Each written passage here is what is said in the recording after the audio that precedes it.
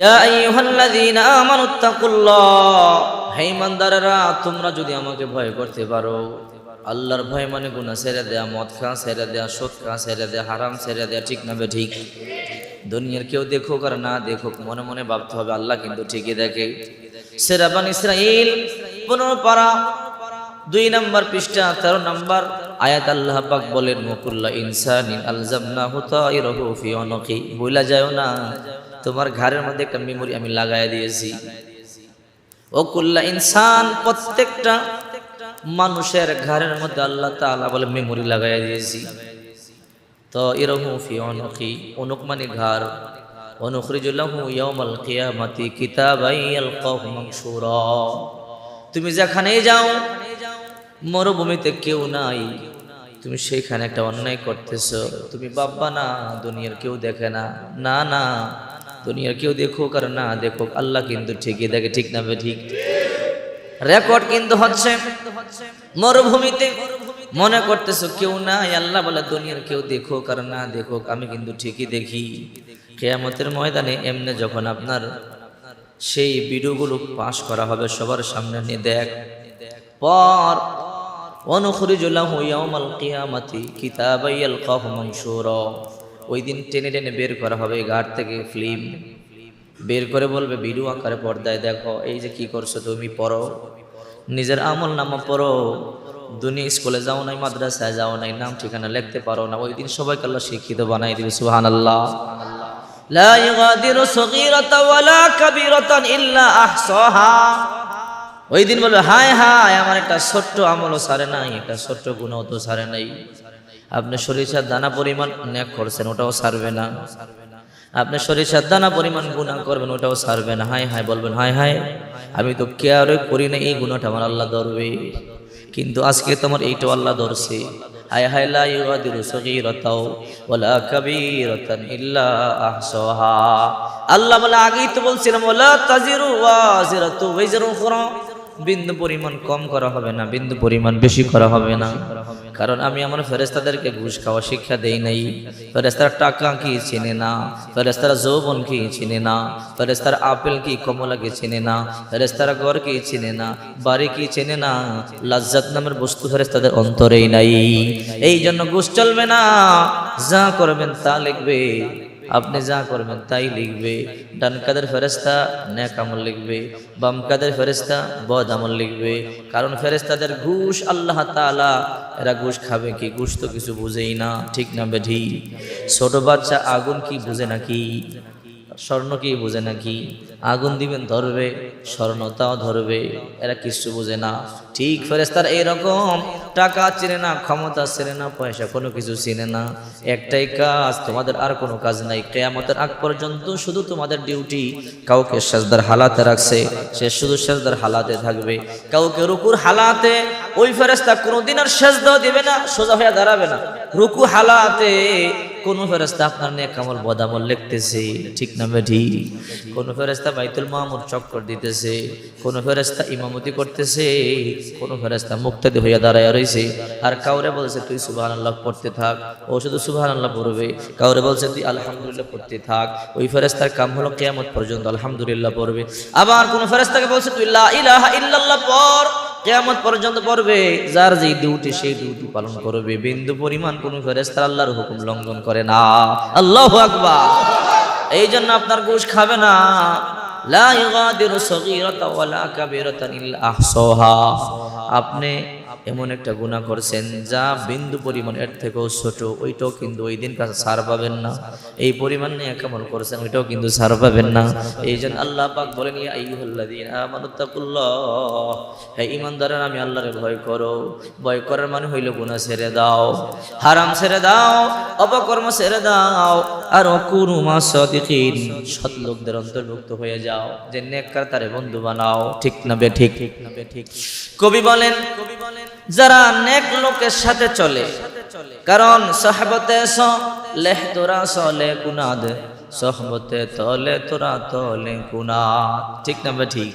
সৎসঙ্গ স্বর্গবাস, অসৎসঙ্গে সর্বনাশ। এই সহবতে সলে তোরা সলেহ কুনাদ, সহমতে তলে তোরা তলে কুনা। এই জন্য আপনি সৎ সঙ্গে যদি চলেন, দেখবেন একটা যদি আলেমের সাথে আপনি চলেন, ওই আলেম থেকে আপনি শুধু কিভাবে নামাজ পড়বেন, জিকির করবেন, দোয়া করবেন, হক পথে চলবেন তা শিখতে পারবেন। যদি আপনি একটা চোরের সাথে চলেন, কত রকমের পদ্ধতিতে চুরি করতে হয়, কোন তৈল শরীরের মধ্যে মালিশ করে চুরি করতে হয়, ওটি শিক্ষা দিবে। ঠিক না বেটি? এই জন্য আল্লাহ তাআলা বলেন, ইয়া আইয়ুহাল্লাযীনা আমানুত্তাকুল্লাহ, হে ঈমানদারেরা তোমরা আমি আল্লাহরে ভয় করো, ও কুনু মাস সাদিকিন, আর তোমরা নেককারদের অন্তর্ভুক্ত হয়ে যাও। যদি তোমরা নেককারদের অন্তর্ভুক্ত হয়ে যাও, তাহলে আমি আল্লাহ তাআলার এই নেক বান্দা যারা আছে, নেক বান্দাদের সাথেই তোমরা জান্নাতে ঢুকে যাইবা। সুবহানাল্লাহ। ওই যে দেখেন না নিজামুদ্দিন আউলিয়া, অনেক গুনাহ করছে, অনেক গুনাহ করছে, হিসাব নাই, হিসাব নাই। ওনার জীবনীতে পাওয়া যায় এত গুনাহ করছে, হিসাব নাই। কয়জন মানুষকে হত্যা করেছে তারও কোনো হিসাব নাই। ওই নিজামুদ্দিন আউলিয়া একটা শুধু সৎ লোকের সন্ধান পাইছে, আর এই সৎ লোকের মাধ্যমে আল্লাহ তাআলা পর্যন্ত পৌঁছায় গেছে। সুবহানাল্লাহ বলে।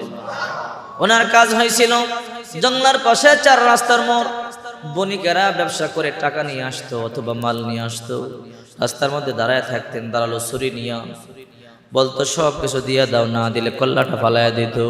নিজামুদ্দিন আউলিয়া বলেছে বনে কয়জনকে হত্যা করছে সংখ্যা আমার জানা নাই, কিন্তু একদিন টার্গেট 100 মানুষকে হত্যা করবে। রাস্তার মধ্যে দাঁড়ায় রয়েছে, দাঁড়ালো ছুরি নিয়ে দাঁড়ায় রয়েছে, বিবিরে বলছে 100 মানুষ হত্যা না করে নাস্তা আজকে আমি খাবো না। রাস্তায় দাঁড়ায় রয়েছে, যে যায় কথা কাটাকাটি হইলে কথার আগে ছুরি চলে দেহ থেকে কল্লা আলাদা করে দেয়। 1 জন 2 জন 3 জন 99 জন পর্যন্ত হত্যা করা শেষ হয়ে গেছে। 99 আরেকজন হত্যা করলে বাড়িতে যাবে, বাড়িতে গিয়ে নাস্তা করবে, কিন্তু 99 জনকে হত্যা করবার পরে কেউ তো আসতেছে না। অনেকক্ষণ পর দেখা যায় একটা পাগড়িওয়ালা মানুষ আসতেছে, মুখের মধ্যে লম্বা দাড়ি, লম্বা জুব্বা, পিঠের মধ্যে একটা গাটুরি। মুসাফিররা যখন কোথায় যায় দেখুন একটা গাটুরি নিয়ে যায়। ঠিক না বেঠি? এর মধ্যে কিছু খানা থাকে, পানি থাকে, কিছু কাপড় চোপড় থাকে, প্রয়োজনীয় জিনিস থাকে। যখন ওই লোকটা যাইতেছিলেন, নিজামুদ্দিন বলে, বুড়া এই গাটুরির মধ্যে কি আছে বের কর।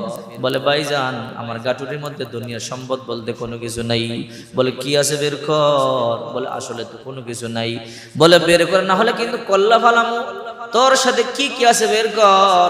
বলে, ভাই আমরা মুসাফির, দুনিয়ার কোনো কিছু আমাদের সাথে থাকে না প্রয়োজনীয় জিনিস ছাড়া। আমাদের সাথে 2টা জিনিস থাকে, একটা হলো আল্লাহ আর একটা হলো আমাদের প্রিয় নবীজি। সুবহানাল্লাহ। আমাদের সাথে আল্লাহ আর আল্লাহর রাসূল আছে, আর কিছু নাই। হে বুড়া কোনো কথা বলবি না, গাটুরির মধ্যে কি আছে বের কর। বের করে দেখে শুধু কাপড় চোপড় আর অল্প পানি আর চিড়া গুড় দেখা যায়। বলে, তোমার কল্লাটা এখন আমি ফালাইয়া দেব, আমার এতক্ষণ বিরক্ত করে লিখেন। তখন ওই বুড়া মানুষটা কিন্তু সাধারণ মানুষ না, জমানার সবচেয়ে বড় ওলি আল্লামা শেখ ফরিদ রহমাতুল্লাহি আলাইহি, জমানার সবচেয়ে বড় ওলি। মা শেখ ফরিদরে বলছে, যা ইসলাহা, আল্লাহর সন্ধান নিয়ে জঙ্গলায় চলে গেছে, কোনো খাবার নাই। মা কোনো খাবার দিলেন না, চলে গেছে। 12 বছর পরে আসছে, মা শুধু পাতা লতা খাই আল্লাহর জিকির করছি, দেখেন তো আমি আল্লাহর পরিচয় পাইছি নাকি। মা বলে, এদিকায়। বলে, না না, তুই তো আল্লাহর পরিচয় পাস নাই, তার মানে মা কেমন। আবার যা, আবার 12 বছর গিয়ে খাট, জঙ্গলার মধ্যে আল্লাহর পরিচয় নিয়ে আসবি। কোনো খাবার নাই, মা শুধু 3টা রুটি দিয়ে দিছে, যা, আর কোনো খাবার নাই। আবার 12 বছর চলে গেছে, শুধু পাতালতা খাইছে, আল্লাহর জিকির করছে। 24 বছর পরে আসছে, মা বুকের নিচে হাত দিছে। বলে, মা দেখেন তো আমি আল্লাহর পরিচয় পাইছি নাকি। বলে, হ্যাঁ পাইছো। সুবহানাল্লাহ। ওই শেখ ফরিদ সাধারণ মানুষ না, বড় বড় আল্লাহর ওলি মানুষ। ওই শেখ ফরিদকে বলতেছে, নিজামুদ্দিন ডাকাত, এখন তোমার কল্লা ফালাইয়া দিমু। বলে, ভাই আমার কল্লা ফালাইয়া দিবা, আপত্তি নাই, তোমার গায়ে শক্তি আছে, দেখতে বিশাল বড় মানুষ তুমি, হাতের মধ্যে তরবারি, আমার কল্লা ফালাইলে আমি তোমার বাধা দিব না। তবে ভাই আগে বলো আমার কল্লা ফালাইয়া দিলে কি তোমার কলিজা ঠান্ডা হবে? বলে, হ্যাঁ। ভাই আমার কল্লাটা ফালাইয়া দিলে তোমার কলিজা ঠান্ডা হবে, বুঝলাম, কিন্তু তুমি মানুষকে কয়জনকে হত্যা করো? বলে, আজকে 99 জনকে হত্যা করেছি, তোমারে পূরণ করব তোমার হত্যা করে, এরপরে বাড়িতে গিয়ে নাস্তা খাবো, বিবির ওয়াদা দিছি। বলে ভালো কথা, এত মানুষকে খুন করছো তুমি, একটা কথা বলি মরার আগে, বলে বলেন। বলে আমার যে হত্যা করবা আর মানুষকে হত্যা করছো, এই যে পাপগুলো হয়েছে কেন হত্যা করছো? বলে স্বর্ণের জন্য করছি, রূপার জন্য করছি, টাকার জন্য করছি, অর্থের জন্য করছি। এগুলো দিয়ে কি করছো? নিজের বিবিরে দিছি, সন্তানদেরকে দিছি, আত্মীয়দেরকে দিছি, খাইছে, আনন্দ ফুর্তি করতেছে। বলে ভাই তুমি যে গুনাহ কইরা কইরা সম্পদগুলো দিয়া তোমার বিবিরে খুশি করতেছো, তোমার সন্তানকে খুশি করতেছো, তোমার সন্তান আর তোমার বিবি কি কিয়ামতের ময়দানে তোমার এই পাপের বোঝা বহন করবে? বল অবশ্যই করবে। না ভাই করবে না। কেন করবে না? আমি মানুষকে হত্যা করে সম্পদ দখল করে আমার সন্তানকে খাওয়াই, সন্তান আনন্দ করে ফুর্তি করে, আমার বিবি আনন্দ করে ফুর্তি করে, তাহলে আমার বিবিও আমার এই পাপের বোঝা নিবে, আমার সন্তানও নিবে। নিজামুদ্দিন বলে যাও বাড়িতে যাও, হত্যা তো করবা, আগে বাড়িতে গিয়ে খবরটা নাও। বিবিরে বলো বিবি এত টাকা যে তোমারে দিলাম, স্বর্ণ দিলাম, গহনা দিলাম, আনন্দ করলা, ফুর্তি করলা, আমি মানুষকে হত্যা কইরা যে পাপ করছি, ওই পাপের বোঝা যখন আল্লাহ আমার মাথা চাপায়া দিবে, ওই দিন কি তুই এই পাপের বোঝা বহন করবি? বাড়িতে চইলা যাও। বলে আমি বাড়িতে যাবো, আর এই দিক দিয়ে তুমি বাগবা। বলেন না আমি বাগবো না। বলেন না তুমি তো বাইকে যাইবা। বলে আমার হাত পাগুলো বাঁধো। জঙ্গলার লতা পাতা দিয়া শক্ত করে হাত পাগুলো বাঁধলেন। হাত পাগুলো শেখ ফরিদ রহমতুল্লাহ আলাইহি হাত পাগুলো বাইরে বাড়িতে গেছে। বাড়িতে গিয়ে বলো বিবি, বলে মা তো মনে হয় 100 খুন করছেন, আমি নাস্তা রেডি করে রাখছি, নাস্তা খান। বলে না 100 খুন করি নাই। বলে তাহলে? বলে 99টা করছি, 100 খুন করি নাই। কেন আসছেন? হে বিবি এই যে মানুষ হত্যা করি। বলে হা, স্বর্ণ গহনা নিয়ে চিন্তাই করে তোমাকে দেই, তুমি কি কিয়ামতের ময়দান আমার পাপের বোঝা বহন করবানি? আমি যে পাপ করতেছি সেই পাপের বোঝা বহন করবানি? বলে না। কেন করবা না? বলে কেন করবো? আমার আব্বা আপনার কাছে বিয়ে দিছে, আপনার দায়িত্ব আমার ভরণ পোষণ আপনি দিবেন। আমি আমার হকটা নেই, আপনি হারাম করেন নাকি আপনি হালাল করেন আমি জানার বিষয় না। আপনার জবাব আপনি আল্লাহর কাছে দিবেন, আর আমার জবাব আমি আমার আল্লাহর কাছে দিব। আপনার পাপের বোঝা আমি কেন বহন করব? ঠিক কিনা বলেন? এই কথা আল্লাহ পাক বলেন ইয়াউমা ইয়াফিরুল মারউ মিন আখি, ওই দিন ভাই ভাই পরিচয় দিবে না। আজকে ভাই ভাইয়ের তো পাগল, ঠিক না বেঠি? দেখবেন ভাইয়ের মাথায় বাড়ি দিলে ভাই দৌড়ে যায়, আমার ভাইরে কেন মারলি? আল্লাহ বলে ইয়াউমা ইয়াফিরুল মারউ মিন আখি, ওই দিন তোর ভাই তোর থেকে পলায়ন করবে। একটা নেকির জন্য ভাইয়ের কাছে যাইবা, ভাই একটা নেকি দাও, একটা নেকি দিলে জান্নাতে যাইতে পারি। ওই দিন ভাই বলবে কে তুমি? দুনিয়াতে আমার ভাই বলতে কেউ ছিল না। ও মিহিমা তুমি তো 10 মাস 10 দিন গর্ভে ধারণ করছিলা। মাগো প্রতিবেশীদের কাছ থেকে শুনছিলাম যখন মা সন্তান প্রসব করে 1 বালতি রক্ত যায়, মা বারে বারে অজ্ঞান হয়ে পড়ে থাকে, মায়ের মাথার মধ্যে পানি ডালে, মা জ্ঞান ফিরে পায়, আবার মা অজ্ঞান হয়, আবার মা জ্ঞান ফিরে পায়, আবার মা অজ্ঞান হয়। গলা কাটা মুরগির মতো ছটফট করতে করতে মা বাচ্চাটা প্রসব করি, মায়ের 1 বালতি রক্ত যায়, মা অজ্ঞান হইয়া পড়ে থাকে, 4 হাত পা চারিদিকে ফালাইয়া। সন্তান ওয়া ওয়া বলে একটা চিৎকার করে, সন্তানের কান্নার আওয়াজ মায়ের কান দিয়ে যখন মায়ের কলিজার মধ্যে একটা ধাক্কা মারে, অজ্ঞান মা সাথে সাথে জ্ঞান ফিরা পায়। মা জ্ঞান ফিরা পায়া বলে প্রতিবেশীরা গো আমার সন্তান কাঁদে, তোরা কি দেখো না? প্রতিবেশীরা বলে বলবো তোমার সন্তানের গায়ে ময়লা লেগে আছে, আমরা কেউ রুমাল আনতে গেছি, কেউ গামছা, কেউ পানি আনতে গেছি। মা বলে প্রতিবেশীরা আমার সন্তানের গায়ের ময়লা মোছার জন্য রুমাল, পানি, গামছা, টাওয়েল লাগবে না, আমার সন্তানটারে আমার বুকের মধ্যে দে, আমি মা জিব্বা দিয়ে আমার সন্তানের গায়ের ময়লাগুলো মুছে দেব। ঠিক কিনা? ওই দিনকে গিয়ে বলবে মা ভাই ফিরাইয়া দিছে একটা নেকির জন্য, একটা নেকি হইলে জান্নাতে যাইতে পারি, মাগো একটা নেকি আমারে দেন। মা বলবে কে তুমি? তোমার কেউ চিনি না, দুনিয়াতে সন্তান বলতে আমার কেউ ছিল না। ও আবি বাবার কাছে যাবে, বাবা মা ফিরাই দিছে, ভাই ফিরাই দিছে, তুমি কিন্তু ফিরাইয়া দিও না। বাবা বলবে কে তুমি? নাম কি তোমার? আমার নাম এমন। আপনার সন্তান নামই? না রে তোরে তো আমি চিনি না, দুনিয়াতে আমার সন্তান বলতে কেউ ছিল না। বাবা ফিরাই দিবে, কার কাছে যাবে? ও সাহিবাতিহি, বিবির কাছে যাবে। বিবি গো তোমারে কত মহাব্বত করতাম আমি, হারাম চাই নাই, হালাল চাই নাই, মারছি ধরছি কাটছি, যখন মানুষের অর্থ সম্পদ দখল করে তোমার অট্টালিকা বানায় দিছি, তোমার গায়ের মধ্যে বড় হার বানায় দিছি, তোমার জন্য আব্বা আম্মার পর্যন্ত ঘর থেকে বের করছি। এরকম পোড়া কপাল সন্তান আছে না নাই? বিবির জন্য মায়ের বাবারে ঘর থেকে পর্যন্ত বের করে দেয়, বিবির জন্য মায়ের বাবারে পর্যন্ত খাবার দেয় না। এ পোড়া কপাল কান খাড়া করে শোনো, ওই দিনকে বিবির কাছে গিয়ে বলবা, বিবি একটা নেকি দাও, একটা নেকি, আর কিছু লাগবে না। কে তুমি? বিবি বলবে, কে তুমি? কি নাম?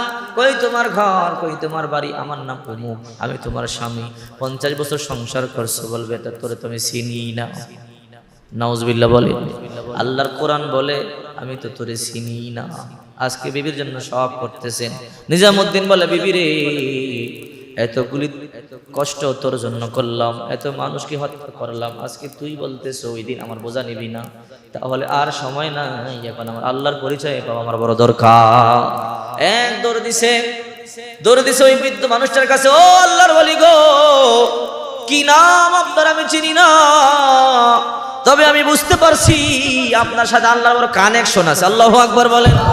ও আল্লাহর ওলি, আপনি যাবেন না, আমার আল্লাহর পরিচয়টা দিয়ে দেন, আমি আপনার পায়ে ধরে ওয়াদা করলাম আর আমি মানুষ হত্যা করব না।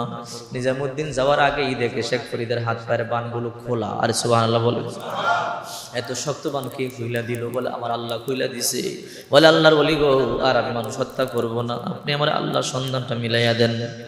এমন ধরা ধরছে, বলে আর হত্যা করব না, ভালো হয়ে যাব। বলে, এই যে একটা মরা গাছ দেখতেছো? বলে, হ্যাঁ। এই গাছের নিচে বসবা, নড়বা না, চড়বা না, এই গাছের নিচে বৈশা ইবাদত বন্দেগী করবা, জিকির আজকার করবা, নামাজ পড়বা, তাসবিহ তাহলিল আদায় করবা, নামাজ পড়বা, হাজতের প্রয়োজন হলে যাইবা, আর নয়তো যাইবা না। বলো, ঠিক আছে। ও নিজামুদ্দিন, তুমি ইবাদত বন্দেগী করবা। নিজামুদ্দিন বলে, আল্লাহর ওলি গো, কয়দিন করব?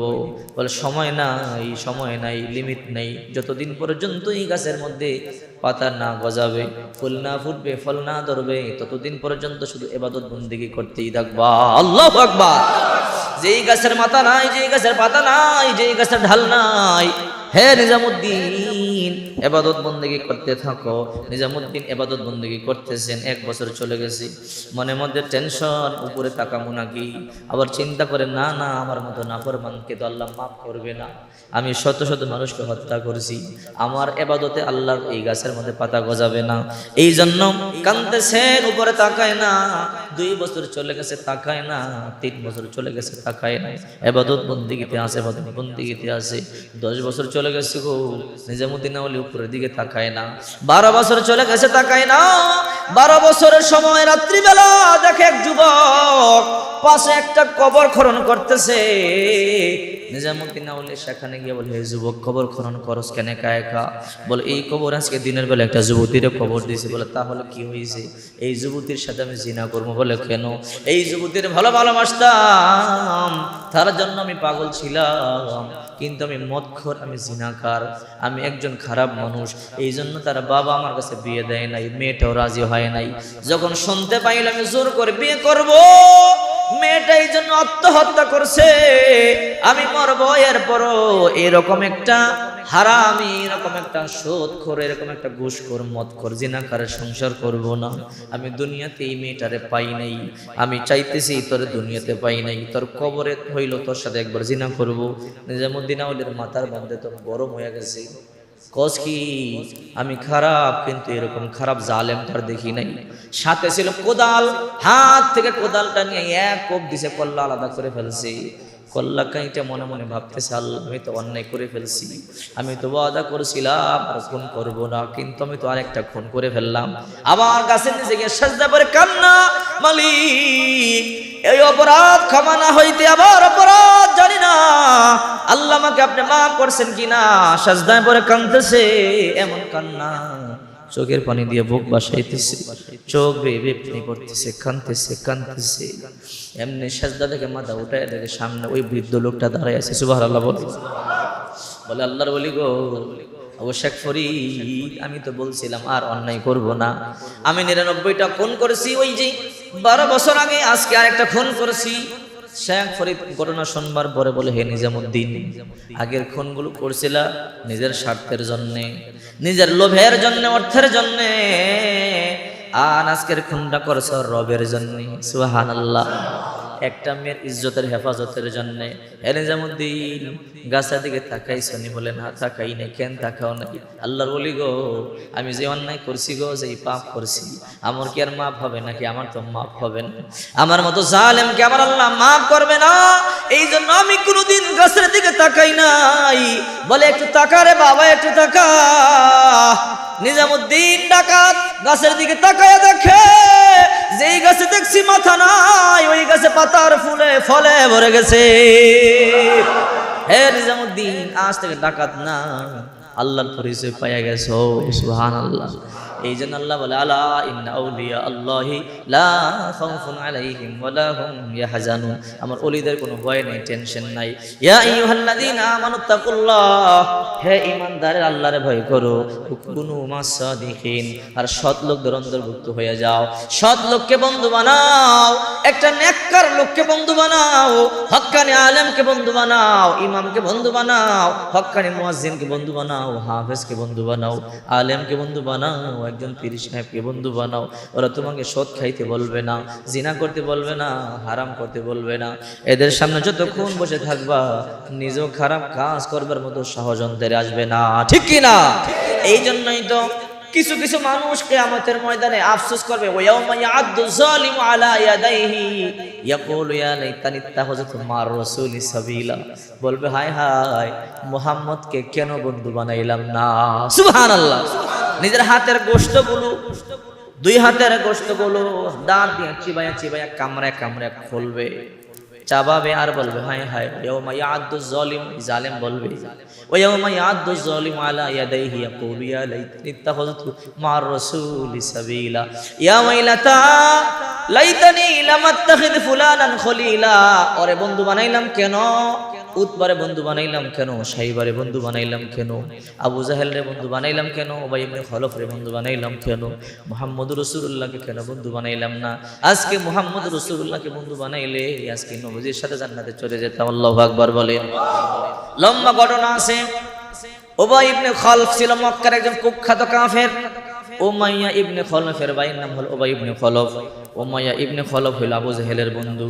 ওই যে বেলাল রাদিয়াল্লাহু তাআলা আনহুর মালিক ছিল, বেলাল রাদিয়াল্লাহু তাআলা আনহুকে অনেক মারছে, জিহ্বার মধ্যে পেরাক পর্যন্ত ঢুকাই দিয়েছে, ঠিক না বেঠিক? অথচ বেলাল জিহ্বার মধ্যে পেরাক ঢুকাইছে, কিন্তু বিলাল তো আল্লাহর বলে না। বিলাল তো জিহ্বার মধ্যে পেরাক নিয়ে বলে আল্লাহ, শুধু জিহ্বার মধ্যে পেরাক কেন, আমার কলিজার মধ্যে পেরাক ঢুকাই দিল গো, আমি আল্লাহ তোমার জিকির করব না। আল্লাহু আকবার।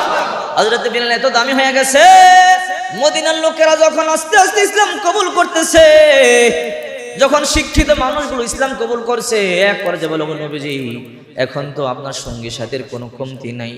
বিলাল তো একজন গোলাম, তাছাড়া একজন কালো মানুষ, জিহ্বার মধ্যে পেরাকের দাগের কারণে আশহাদু আন্না মুহাম্মাদুর রাসূলুল্লাহ ঠিক মতো বলতে পারে না, আশহাদু আল্লা ইলাহা ইল্লাল্লাহ ঠিক মতো বলতে পারে না। মুয়াজ্জিন চেঞ্জ করেন, মুয়াজ্জিন পাল্টান। রাসূল পাক সাল্লাল্লাহু আলাইহি ওয়াসাল্লাম একটা কোণার মধ্যে চইলা গেছে, পিলারে দাঁড়ায় দাঁড়ায় কাঁদতেছে, আল্লাহ আজকে আমি কালো দেখা আমার জিহ্বার মধ্যে শক্ত হয়ে গেছে, আশহাদু আন্না মুহাম্মাদুর রাসূলুল্লাহ বলতে পারি না। এই জন্যই আমি একজন গোলাম, আমি মদিনার অধিবাসী না, এই জন্য আমারে মুয়াজ্জিন থেকে বাদ দিছি। আল্লাহ আল্লাহ আপনি কিন্তু আপনার জান্নাত থেকে আমার নামটা কাইটা দিয়েন। আল্লাহু আকবার বলেন। নবীজি বলে হে সাহাবী, কে আজান দিবা? ওমকে আজান দিবে, ঠিক আছে দাও, কোনো সমস্যা নেই। ওই সাহাবী ফজরের আজান দিছে, ফজরের আজান দিয়ে বিশ্ব নবী রাহমাতুল লিল আলামিন সালাম ফিরাইলেন, ওয়াজ করতেছে, কিন্তু সূর্য মাগার উঠতেছে না, পূর্ব আকাশে সূর্য ওঠে না। লম্বা আলোচনা, রাহমাতুল লিল আলামিন চেহারা লাল হয়ে গেছে, হায় হায় সূর্য কেন উঠতেছে না? কিয়ামত কি শুরু হয়ে যাবে নাকি? মনের মধ্যে টেনশন। লম্বা আলোচনা, সূর্য কেন উঠতেছে না? কিছুক্ষণ পর জিবরাইল আইসা বলে নবীজি, ও নবী আজকে কি আপনার মসজিদের মধ্যে আজান হয় নাই? বলে কেন? আজান হয়েছে তো। বলে আল্লাহর আরশের তো আজানের আওয়াজটা পৌঁছে নাই। সুবহানাল্লাহ বলে। এই বেলাল কি বলো, আজকে তো নতুন একজন মুয়াজ্জিন আজান দিয়েছে, যার কণ্ঠ বড় ভালো, দেখতে বড় ভালো। বলে আল্লাহ বলেছে প্রত্যেকটি আজানের আওয়াজ আরশে আজিম পর্যন্ত পৌঁছে। আজকে বিলাল কি আজান দেয় নাই? না। বলে আরশে আজিমে আজান যায় নাই। বেলাল যতক্ষণ পর্যন্ত আজান না দিবে গো, পূর্ব আকাশে আর কোনদিন সূর্যের দেখা মিলবে না। আল্লাহু আকবার। দেখেন না কালো বিলালের কত দাম। ব্যবসায়ী ছিল, কিন্তু তার একটা ভালো কাজ ছিল, যখনই ব্যবসা করতো ব্যবসার মধ্যে লাভ হইতো, একটা অংশ নিজে খাইতো আর একটা অংশ গরিব মিসকিনদের মাঝে বিলাই দিত, আর একটা অংশ ভালো ভালো মানুষদেরকে দাওয়াত দিয়ে খাওয়াইতো। সিরিয়া গেছে ব্যবসার জন্য, অনেক লাভ হয়েছে, আর কোনোদিন এমন লাভ হয় নাই। আয়েশা চিন্তা করতেছে এত লাভ আর কোনোদিন হয় নাই, মক্কার মধ্যে সবচেয়ে ভালো মানুষদেরকে দাওয়াত দিয়ে খাওয়াবো। দেখতেছে আবু জাহেল আমার বন্ধু, আমি নিজেও একজন মন্ত্রী, কিন্তু আবু জাহেল কিন্তু লোকটা ভালো না, ওর সন্ত্রাসী কর্মকাণ্ড কিন্তু আমি জানি। উতবারে দাওয়াত দিব, উতবা তো ভালো না, উতাইবাকে দাওয়াত দিব, সেও তো ভালো না, আবু জাহেলকে দাওয়াত দিব, সেও ভালো না, আবু লাহাবকে দাওয়াত দিব, আসলে ভালো না। ভালো মানুষটাকে মক্কার মধ্যে হিসাব করে দেখে রহমাতুল্লিল আলামিন থেকে আর ভালো মানুষ নাই। সে কাফের হতে পারে কিন্তু দাওয়াত দিবে নবীকে, গেছে ওগো রহমাতুল্লিল আলামিন, আমি ব্যবসা করে আসছি, আমি আপনারে আর আপনার সঙ্গীদেরকে একবেলা খাবার খাওয়াবো, অমুক দিন দুপুরবেলা আমার বাড়িতে যাবেন। নবীজি বললেন ঠিক আছে যাব। মনে মনে আশা, আমি যদি তার বাড়িতে যাই মেহমান হইয়া, সে আমার সম্মান করবে, আর এই অবস্থায় আমি দাওয়াত দিলে হয়তো আমার দাওয়াতটা কবুল করবে। সুবহানাল্লাহ বলে। এই কথা মনে মনে ভাবলেন নবীজি সাহাবীদেরকে নিয়া, তুমি যেন আমার মহব্বত করে খাবার খাওয়াইতে চাও, আমিও তোমার আল্লাহর জাহান্নাম থেকে বাঁচাইতে চাই। যতক্ষণ পর্যন্ত কালিমা গ্রহণ না করবা, ঈমান গ্রহণ না করবা, মুসলমান না হবা, খাবার খাবো না। নবীজি খাবারে হাত লাগায় না। উবাই চিন্তা করতেছে, এখন যদি মুহাম্মদের কালিমা গ্রহণ না করি, মুহাম্মদকে খাবার থুয়ে চইলা যাবে, আমার ইজ্জত শেষ, আর অনেক দামি দামি মানুষকে দাওয়াত দিয়েছি, কি করবে এখন? বলে ঠিক আছে, হে মুহাম্মদ আপনি খাবার খান, আমি কালিমা পড়ব, লা ইলাহা ইল্লাল্লাহু মুহাম্মাদুর রাসূলুল্লাহ সাল্লাল্লাহু আলাইহি ওয়াসাল্লাম। সবার সামনে কালিমা পড়ে মুসলমান হয়ে গেছে, সবার সামনে কালিমা পড়ে মুসলমান হয়ে গেছে। নবী তো সাদা দিলওয়ালা মানুষ, কালিমা পড়ছে, খাবার খাইলেন, চলে গেলেন, মনের মধ্যে বড় খুশি। আবু জেহেল উতবা সাইবারা বলে, কি রে তুই কালিমা পড়ছ, আমগো বন্ধু, তুই আমগো একজন মন্ত্রী সদস্য পার্লামেন্টের, আমাদের সাথে চলো, একসাথে ব্যবসা করি, একসাথে চলাফেরা করি, খেলাধুলা করছি, আজকে মুহাম্মদের কালিমা পড়ছস, তুই যা মুহাম্মদের দলে যা। উবাই ইবনে খলব বলে, আরে না না, তো রাজনীতির কালিমা ছিল, ও তো মনে মনে পড়ি নাই, ওই সময় যদি কালিমা না পড়তাম তাহলে তো মুহাম্মদ চইলা গেলে ইজ্জত নষ্ট হইতো, এই জন্য পড়ছি। বলে না রে, উতবা ইবনে আবি মুয়াইদ দাওয়াত দিছিল, এই ঘটনাটা উতবা ইবনে আবি মুয়াইদ দাওয়াত দিছিল। উবাই ইবনে খলফ বলতেছে, হে উতবা ইবনে আবি মুয়াইদ, তুমি যে মুহাম্মদকে দাওয়াত দিয়েছো, মুহাম্মদকে খাওয়াইছো, কালিমা পড়ছো, মক্কার সবাই তো এই কথা বলে। তখন উবাই ইবনে খলফ বলতেছে, তুমি এখন যদি আমাদের সামনে সাক্ষী দাও, মুহাম্মদের কালিমা স্বীকার করো, তাহলে আমরা তোমাকে আবার বন্ধু বানিয়ে নেব। বলে হ্যাঁ, মুহাম্মদের কালিমা আমি ছাড়বো। উকবা ইবনে আবি মুয়াইদ বলতেছে, মুহাম্মদের কালিমা ছাড়বো। বলে কেমনে ছাড়বা, আবার তোমরাই বলো। বলে ওই যে মক্কার সামনে মুহাম্মদকে দেখা যায় দারুন না দোয়ায়, মুহাম্মদের সামনে যাইবা, মুহাম্মদের সামনে গিয়ে মুহাম্মদের চেহারার মধ্যে থুতু দিবা, মুহাম্মদের চেহারার মধ্যে থুতু দিলে গো বুঝবো তুমি মুহাম্মদের কালিমা ছাইরা দিছো। উকবা ইবনে আবি মুয়াইদ বলে হ্যাঁ ঠিক আছে আমি করব। ওই যে উবাই ইবনে খলফ বলল, তাহলে তাড়াতাড়ি যাও। আল্লাহ রাসূল সাল্লাল্লাহু আলাইহি ওয়াসাল্লাম, এমন সুন্দর নবী, হযরত জাবির ইবনে সামরা বলেন, রাআইতু রাসূলুল্লাহ ফি লাইলাতিন ইদহিয়ান আলাইহি হুল্লাতুন হামরা, আমি একদিন পূর্ণিমার রাতে নবীরে দেখলাম, নবীজির কাঁধের মধ্যে লাল রাকাটা ইয়ামিনের চাদর ছিল। আমি একবার নবীজির দিকে তাকাই, ফাজআলতু আনজুরু ইলাইহি ওয়া ইলাল কামারি ফালাহু ইনদি আহসানু মিনাল কামার। আল্লাহর কসম করে বলি, একবার চাঁদের দিকে তাকাই, আবার আমি আমার নবীর দিকে তাকাই, আকাশে যে চাঁদ ছিল গো, ওই চাঁদের থেকে লক্ষ কোটি গুণ আমার নবীকে বেশি সুন্দর দেখাইছিল। আল্লাহু আকবার বলে। এমন নবী, যে নবীকে দেখলে ক্ষুধা নিবারণ হয়ে যাইতো। দুধের শিশু কাঁদতেছে, মায়ের বুকে দুধ নাই, নবীজির চেহারার সামনে ধরছে, কান্না বন্ধ হয়ে গেছে। আল্লাহু আকবার বলেন। এমন অনেক হাদিস আছে, 3 দিন পর্যন্ত সাহাবীদের পেটের মধ্যে খাবার নাই, দৌড়ে গেছে, নবীজির সামনে তাকাইছে, এরপরে বলে খাবার খাও, বলে খাবার আর লাগবে না, নবীজির চেহারা দেখছি ক্ষুধা নিবারণ হয়ে গেছে। সুবহানাল্লাহ। অথচ সেই চেহারার মধ্যে থুতু দেওয়ার জন্য যাইতেছে। নাউজুবিল্লাহ বলেন। নবীজি তাকায় দেখতেছে, উকবা ইবনে আবি মুয়াইদ আসতেছে, গতকাল কালিমা পড়ছে, নবীজি পাক সাল্লাল্লাহু আলাইহি ওয়াসাল্লাম তাকায় রইলেন, উকবা ইবনে আবি মুঈত আসতেছে, আর ওর সাথে কয়েকজন সঙ্গী আছে। মনে মনে ভাবলেন গতকালকে কালিমা পড়ছে, গতকাল মুসলমান হয়েছে, আজকে মনে হয় আর কয়েকজন বন্ধু বান্ধবদেরকে নিয়ে আসতেছে কালিমা পড়বার জন্য। নবীজির তো মনটা নরম, এই জন্য হাসি দিয়ে কথা বলতেছে, উকবা ইবনে আবি মুঈত আসো আসো, ওয়েলকাম। আসতেছে বড় রাগ হইয়া, নবীজি তো মনের মধ্যে বড় খুশি, হায় হায় নিজে তো কালিমা পড়ছে, একজন মন্ত্রী মানুষ আর কয়েকজনকে নিয়ে আসতেছে, মনে হয় কালিমা পড়বে। রাহমাতুল লিল আলামিন বড় খুশি। হযরতে আবু বকরের সাথে আছে, নতুন নতুন কয়েকজন দুর্বল সাহাবীরা নবীজির পাশে আছে। উকবা ইবনে আবি মুঈত আয়েশা বলে, মুহাম্মদ গতকালকে যে কালিমা পড়ছিলাম সেই কালিমা ফেরত দেওয়ার জন্য আসছি। এই কথা বলতে দেরি, এই কথা বলেই নিজের এই হারামি নিজের সেই থুতুটা নবীজি সাল্লাল্লাহু আলাইহি ওয়াসাল্লামের চেহারায় নিক্ষেপ করছে। নাউজুবিল্লাহ বলেন। রাহমাতুল লিল আলামিন, চাঁদের চেয়ে সুন্দর নবী, যেই নবীকে সৃষ্টি না করলে দুনিয়া সৃষ্টি হইতো না, যেই চেহারা দেখলে ক্ষুধার নিবারণ হয়, ওই চেহারা মানে কেমনে করে থুতু নিক্ষেপ করে। থুতু নিক্ষেপ করতে দেরি, আল্লাহর নবী দাঁড়ানো থেকে হাঁটু বেঁকে জমিনের মধ্যে পড়ে গেছে। একটা চিৎকার দিয়ে বলে, কি করলি, কি করলি? যে জবান দিয়া গতকাল জান্নাতের সার্টিফিকেট কিনলি, ওই জবান দিয়ে তুই রাহমাতুল লিল আলামিনের চেহারা মানে কিভাবে নিক্ষেপ করলি থুতু? কি করলি? আল্লাহ পাক রব্বুল আলামিন নবীজির কান্নায় ব্যথিত হয়ে গেছে। নবীজি কাঁদতেছে, মাটির মধ্যে পয়রা মক্কার সামনে কাঁদতেছে, কি করলি তুই, আমরা কি করলি? আল্লাহ তাআলা সান্ত্বনা দিয়েছে। জিবরাইল এসে বলে, নবী আপনি উঠেন, আপনি কাঁদবেন না। জিবরাইল নিজের হাত দিয়া জান্নাতের টাওয়েল দিয়া হাউজে কাউসারের পানি দিয়া নবীজির চেহারা থেকে থুতুগুলি মুছে দিছে। আল্লাহু আকবার বলেন। আয়াত নিয়ে আসে, আয়েশা বলে, ওয়ায়াউমা ইয়াদু যালিমু আলা ইয়াদাইহি ইয়াকুলু ইয়া লাইতানি তাখাযাতু মা'আর রাসূলি সাবিলা।